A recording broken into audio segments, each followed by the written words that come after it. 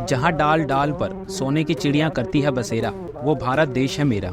जी हाँ दोस्तों, एक समय ऐसा भी था जब हमारे प्रिय भारत वर्ष को सोने की चिड़िया कहा जाता था। 16वीं सदी में पूरी दुनिया का 1/4 माल तब भारत में ही बनता था।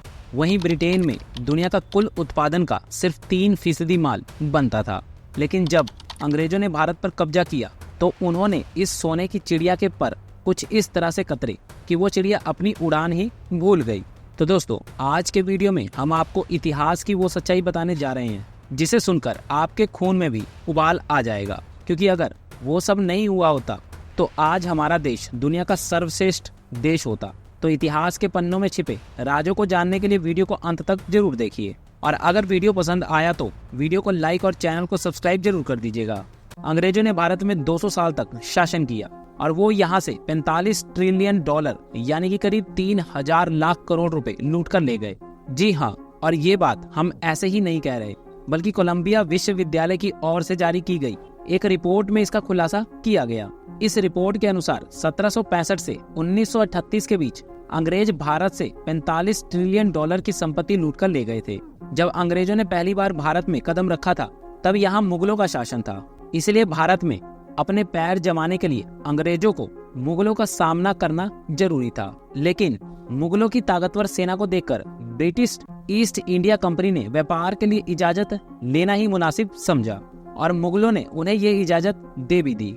लेकिन औरंगजेब की मौत के बाद मुगल शासन काफी कमजोर हो गया था। मुगल बादशाह आपस में ही लड़ने लगे और यही वो समय था जब अंग्रेजों ने फूट डालो और राज करो की नीति पर काम करना शुरू कर दिया। उन्होंने एक राजा को दूसरे राजा के खिलाफ भड़काना शुरू कर दिया और सभी नवाब और राजा आपस में लड़ने लगे और देखते ही देखते पूरे भारत का शासन कंपनी के हाथ में चला गया। इसके बाद शुरू हुआ अंग्रेजों की लूट का वो खेल जिसने भारत की जड़ों को खोखला कर दिया। कंपनी ने देश के व्यापारियों और आम नागरिकों पर टैक्स लगाना शुरू कर दिया। देखते ही देखते ईस्ट इंडिया कंपनी का मुनाफा लगातार बढ़ने लगा। टैक्स के ही 1/3 हिस्से से भारतीयों का सामान खरीदा जाता था, यानी अंग्रेजों की जेब से कुछ नहीं जा रहा था और हिंदुस्तानियों पर बोझ बढ़ता जा रहा था। इतना ही नहीं, भारतीयों से सस्ते दाम पर खरीदे गए सामान को विदेश में महंगे दामों पर बेचा जाता था। ये एक तरह का स्कैम था जिसमें भारतीय व्यापारी फंसते चले गए। भारत से व्यापार करने के लिए किसी भी विदेशी को काउंसलिंग बिल का इस्तेमाल करना होता था। ये पेपर करेंसी सिर्फ ब्रिटिश क्राउन से मिलता था। इसे हासिल करने के लिए लंदन में सोने और चांदी के बदले बिल लिया जाता था। भारत के व्यापारी जब इन्हें ब्रिटिश हुकूमत के पास कैश करवाने जाते थे तो उन्हें रुपए में भुगतान मिलता था। ये वही पैसे थे जो टैक्स के रूप में व्यापारियों ने अंग्रेजों को दिए थे। यानी कि यहाँ भी अंग्रेज अपनी जेब से कुछ खर्च नहीं कर रहे थे और पूरा नुकसान भारतीय व्यापारियों को उठाना पड़ता था। ब्रिटिश शासन के दौरान भारत में एक्सचेंज रेट 4.8 अमेरिकी डॉलर प्रति पाउंड था। भारत का जो पैसा ब्रिटेन ने भारत से चुराया उसे हिंसा के लिए इस्तेमाल किया। साल 1840 में चीनी घुसपैठ और 1897 में विद्रोह आंदोलन को दबाने का तरीका निकाला गया और उसका पैसा भी भारतीयों के द्वारा दिए गए कर से ही लिया गया। भारतीय राजस्व से ही ब्रिटेन अन्य देशों से जंग का खर्चा निकालता था और अंग्रेज इसका इस्तेमाल कनाडा, ऑस्ट्रेलिया जैसे देशों के विकास में खर्च करते थे। इस पूरी भ्रष्ट व्यवस्था का असर ये हुआ कि भले ही पूरी दुनिया के सामने भारत बेहद अच्छा व्यापार कर रहा था और बेहद अच्छा मुनाफा कमा रहा था जो अगले 3 दशकों तक देश को चला सकता था, पर भारत के राजस्वी खजाने और व्यतीत कागजों में देश कंगाल हो रहा था। भारत की असली कमाई ब्रिटेन लूट कर ले जा रहा था और हमारे देश का व्यापारी और किसान लगातार गरीब हो रहा था, जिससे देश के लोगों में गुस्सा भड़कने लग गया था। लेकिन वो अंग्रेजों के आगे मजबूर थे। अंग्रेजों के भारत में शासन करने से पहले ब्रिटेन भारत से कई तरह का सामान खरीदा करता था। इसमें कपड़े और चावल सबसे खास थे। भारतीय विक्रेताओं को अंग्रेजों की तरफ से कीमत भी उसी तरह से मिलती थी जिस तरह से अंग्रेज दूसरे देश में व्यापार करते थे। लेकिन 1765 के बाद ईस्ट इंडिया कंपनी के विकास के साथ ही उसका भारतीय व्यापार पर एक छत्र राज हो गया था और भारत को ब्रिटेन की तरफ से मिलने वाला मुनाफा भी बंद हो गया, जिसका भारत की अर्थव्यवस्था पर काफी बुरा असर पड़ा। वहीं भारत में बने सामान को दूसरे देशों में बेचकर अंग्रेजों का मुनाफा लगातार बढ़ रहा था। निर्यात के कारण यूरोप के अन्य हिस्सों से ब्रिटेन में बहुत ज्यादा आय होने लग गई थी।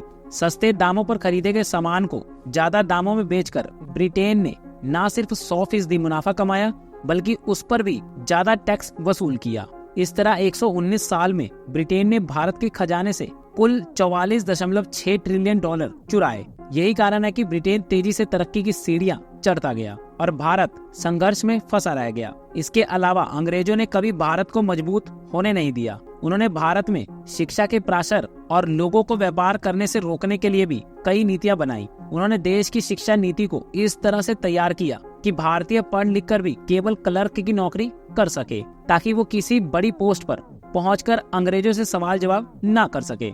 इसके अलावा जब उन्हें लगने लगा कि देश में विद्रोह के स्वर तेज हो रहे हैं, तो उन्हीं देश की जनता को धर्म और राजनीतिक की ऐसी लड़ाई में उलझाना शुरू कर दिया जिसका कोई अंत नहीं था। उन्होंने धर्म के आधार पर वोटिंग का अधिकार देना शुरू कर दिया। अपनी फूट डालो और राज करो नीति को एक बार फिर जोर देना शुरू कर दिया और उनकी ये चाल भी कामयाब हो रही थी। भारतीय एक बार फिर धर्म के नाम पर बंटने लगे और देश कमजोर होने लगा। अंग्रेजों ने देश में कोई भी नई इंडस्ट्री की स्थापना नहीं होने दी। वो हमेशा भारतीयों को अपने अधीन काम करते देखना चाहते थे, लेकिन उनके लाख प्रयासों के बावजूद भी भारतीयों का संघर्ष रंग लाया और हमारे देश के वीर सपूतों ने अपनी कुर्बानी देकर अंग्रेजों को देश छोड़ने पर मजबूर कर दिया। लेकिन जब अंग्रेजों ने भारत छोड़ा तब भी वो अपनी चालाकी से बाज नहीं आए और जाते जाते देश के 2 टुकड़े कर चले गए। जब देश आजाद हुआ था तब हालात काफी खराब थे। देश की अर्थव्यवस्था बैसाखियों पर थी।